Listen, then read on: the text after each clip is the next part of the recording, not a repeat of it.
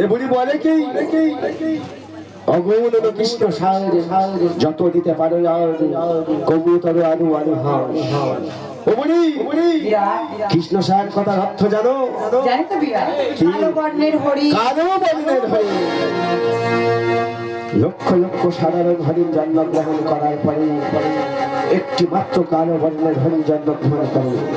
সেই কালো বর্ণের হরিণ তোমার পূজায় লাগে।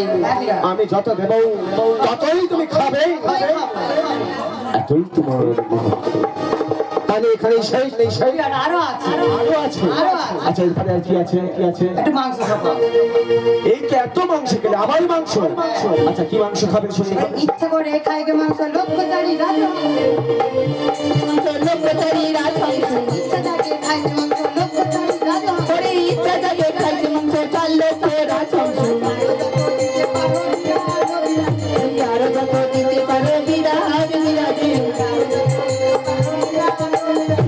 আরো যত দিতে পারো বিরাজ বিরাজে শুনলি হে রাজ ওরে শুনলি হে রাজ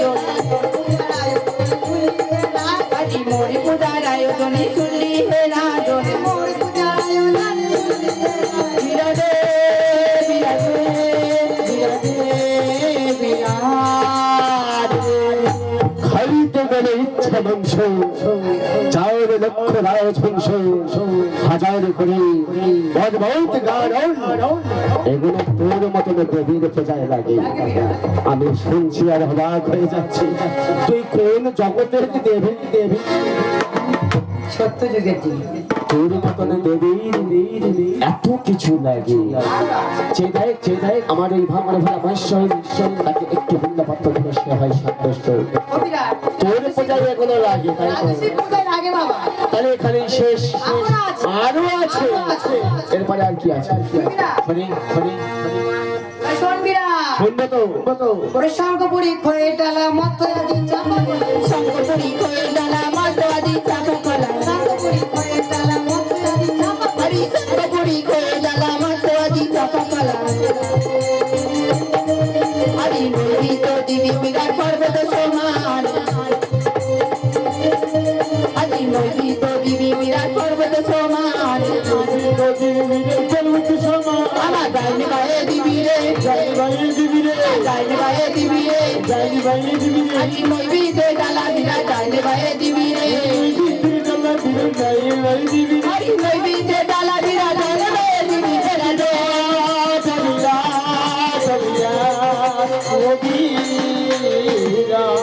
শঙ্খপুরি খয়ের ডালা বর্তমান আমি চাপা কলা ভূত মধু এগুলো তোমার পূজায় লাগে। এতক্ষণ পরে ঠিক জিনিসটা চেয়েছে। এত মাছ মাংস খাবে, কালো বর্ণের হরিণ খাবে, এত ফ্যাকটা সে গাছ যখন ওগুলা ভক্ষণ করবে গলায় তো আটকে যাবে।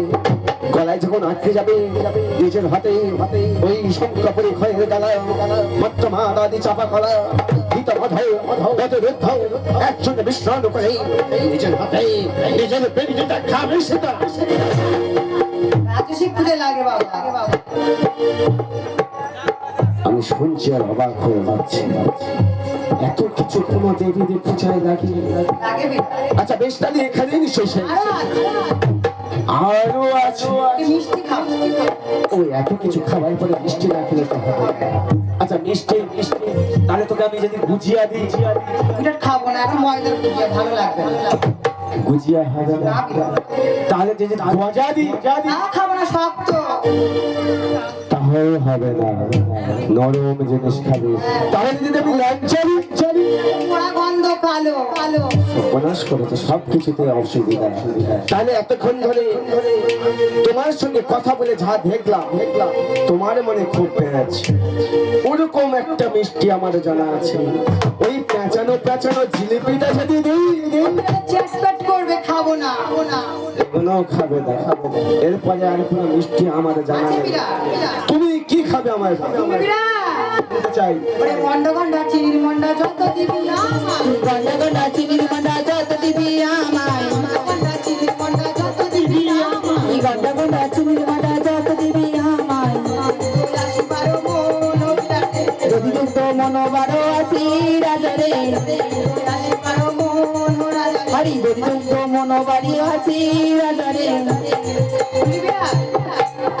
শুনলাম সব শুনলাম এত ভালো ভালো মিষ্টি নাম বললাম তোমার পছন্দ ভালো শেষে খাবে কিনা ওই চিনির ডালা খুব ভালোবাসি কথায় বলি যেমন বেশ আর তেমন খাবার রয়েছে যার যার যার বসন্ত থাকবে রাজপ্রসাদ সে খাবে রাজভোগ মন নামে যায় ভালো ভালো সন্দেশ আরে তুমি কিনা একজন ভিকারির মতো এসেছো সে কিনা এইসব খাবারের মর্ম বুঝবে তুমি তো খাবে এই চিনির ডালা ভালোবাসি বিরাট চিনির ডালা তো তোমার অবশ্যই ভালো লাগবে তাহলে এখানে শেষ কি খাবে চাল ভাজা আরে কোনোদিন কোনো দেবতার বোঝায় চাল ভাজা লাগে তুমি শুনেছো লাগে বিরাট মর্তের মামাসি যে মানুষ পারে আমিও ভালোবাসি কোনোদিন কোনো মানুষ পারে কোন দেবতার পূজায় যে চাল ভাজা লাগে আমি কোনোদিন কানে শুনে নেই এই দেবীদের ঠিক নেই আমার পূজা লাগে বিরাট দেবীর জন্মেরও ঠিক নেই কেমন খাওয়া দাওয়া আমি কিছু বুঝতে পারছি না তাহলে তোমার চাল ভাজা হয় প্রয়োজন তাই আমি তোমাকে যদি মানে এক পানি চাল দিই বিরাট কিছু হবে না দুপানি একটা কলি ভর্তি করে দাও। তাতেও আমার স্বাদ মিলবে না এত খাওয়ার পরে এক কলি চাল দিয়ে কি হবে তা বলো দেখি তোমার কতটা চাল ভাজা হয় আমি কতটা চাল ভাজা খাবো কতটা ওরে ইয়ারা দুই চাল ভাজা খেতে লাগে ভারী মজা চালে ভাজা খেতে লাগে ভারী মজা ইয়ারা দুই চাল ভাজা খেতে লাগে ভারী মজা আমি যতই না বিদায় আমি শিবাইতে নারী রে যতই না বিদায় আমি শিবাইতে নারী রে আর দুই চাল ভাজা খেতে লাগে ভারী মজা সেই কথাটা আবার কত সুন্দর নাচতে নাচতে বলছে কেই না মজা আর দুই চাল ভাজা চাল ভাজা যে যে খাই সেই জানে তাই তো অবশ্যই দ্বন্দ্বহীন অবিদ্যা হবে চিবাইতে নাহি মানে দাঁত নেই চিবাতে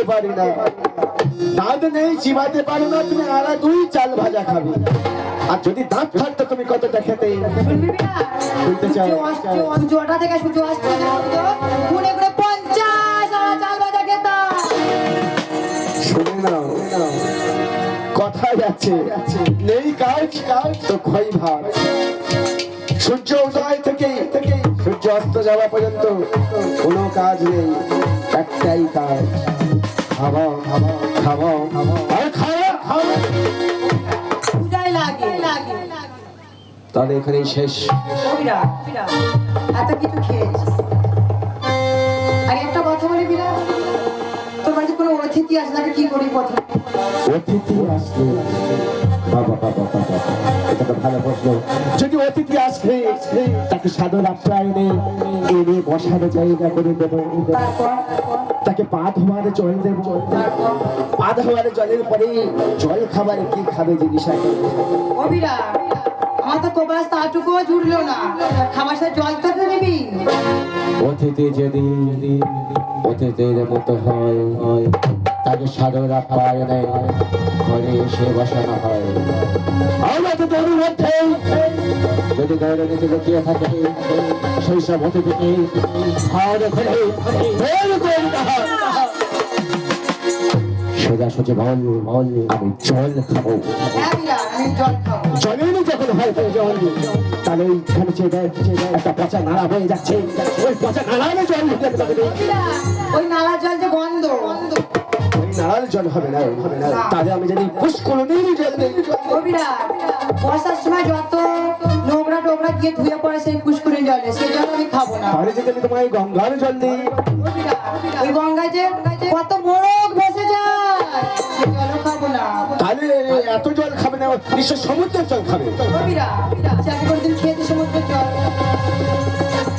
সমুদ্রের জল নোনা বলে খাবে না না বিরাট তাহলে তোমার মিষ্টি জল দিতে হবে আচ্ছা তোমায় আমি সুবাসিত বাড়ি দেবো বিরাট ওই যে মনে শীতের জন্য সুবাসিত বাড়ি কথার অর্থ জানো মিছরি ভেজানো জল আমি যত দূরে জানি ইচ্ছে ভেজানো জলের ঊর্ধ্বে এই পৃথিবীর জগতে আর কোনো জল জন্মগ্রহণ করে আছে বিরাট এরপরেই আর আমার জল জানা নেই। তোমার আর জল খেতে হবে না, চলে যাও। ও বিরাট জল আছে আছে কোথায় আছে? বললে দিবি আমি যদি দেখতে পেতাম দেবো। শোন বিরাট তাহলে আমি বলছি জল কোথায় আছে। কোথায় আছে শুনুন। আমি যখন আসছিলাম তো রাজ্যে সারি সারি দেখি বৃক্ষদল, জলের উপরে আছে ফল, আর ফলের মধ্যে আছে সুবাসিত জল। সারি সারি আছে বৃক্ষ দল, বৃক্ষের মধ্যে আছে কতই না ফল, সেই ফলের মধ্যে আছে সুবাসিত জল। ভালো হেয়ালি করতে পারছো দেখি।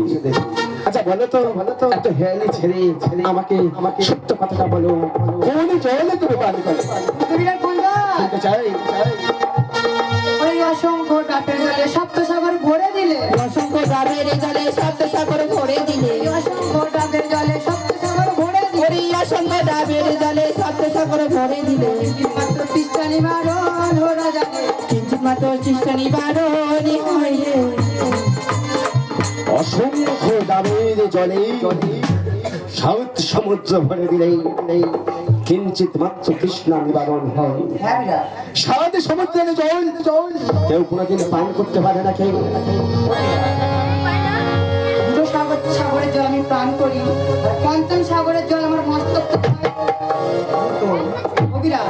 নারকেলের জন্ম ডাবের জল হচ্ছে কোথায় জানিস? কি হয়? আসার সময় আমার একটা ভক্ত আমাকে বলেছে, মা তুমি যাচ্ছ যাও, তুমি ডাবের জল খাবে, তুমি ডাবের কাহিনী বলতে হবে। কোন ডাবের জন্ম করতে হয়েছিল, কোথা থেকে হয়েছিল?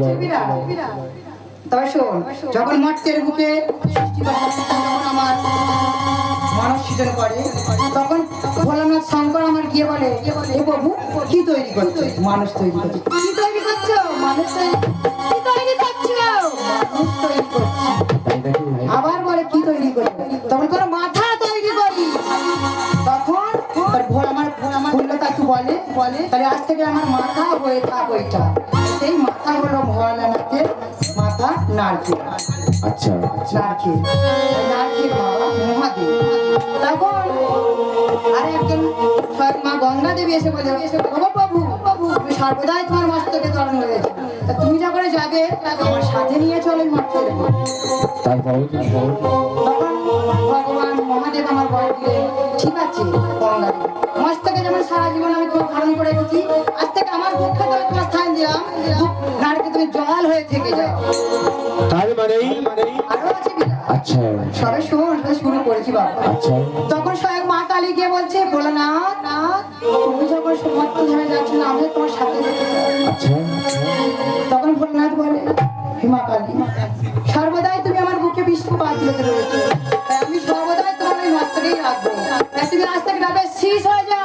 বাহ অতি সুন্দর। তাই সবাইকে বলি, মা ডাবে যখন সিঁদুর দেবে, শীষে সিঁদুর দেবে, ডাবের গায়ে সিঁদুর দেবে না। ওই শীষটাই হচ্ছে মা কালী। তার মানে আরো আছে। তারপরে কি? তখন এসে যমরাজ বলতে, প্রভু তুমি যখন এই মর্তের বুকে যাচ্ছ ভগবান সেবায়, তাহলে আমিও তোমার চরণ ছাড়বো না প্রভু, আমিও তোমার সঙ্গে যেতে পারি। তখন মহাদেব আমার বর দিয়ে বলে, হে যমরাজ, আজ থেকে তুমি নারকেলের মালা হয়ে থাকো। যখন মহাপ্রভু শ্রী গৌরাঙ্গ মর্তধামে হরিনাম করবে, তখন তোমার ওই রাইচা দিয়ে করবে মৃদঙ্গ, বাজিয়ে বাজিয়ে নগর হতে হরিনাম করে বেড়াবে। যমরাজ হয়ে গেল নারকেলের মালা। তখন পবন দিয়ে বেসে বলছে, ওগো প্রভু তুমি যখন যাচ্ছ তখন আমাকেও সঙ্গে দাও। তখন ভোলানাথ মানে কি বলছে, মা কি বলছে? বলছে, তুমি পবন দেব তুমিও কি মর্তধামে যাবে? হ্যাঁ প্রভু আমি যাবো। তখন ভোলানাথ আর পবন দেবকে বর দিল, আজ থেকে তুমি নারকেলের আইচা হয়ে থাক, অর্থাৎ মা ছোবরা। ওই ছবা দিয়ে আমি বর দিলাম, যেখানে হবে হরিনাম সংকীর্তন, অশীতলা গান, মনসা গান, এই ধুনোর ধোঁয়ায় দেবে। আর যেখানে ধুনোর তোমার যত দূর যাবে, আমার গৌর শ্রীরঙ্গ গৌরাঙ্গ মানে হরিবল বলে বিরাজ করবে, কোনো দুষ্ট শক্তি তারা বিরাজ করবে। অতি সুন্দর।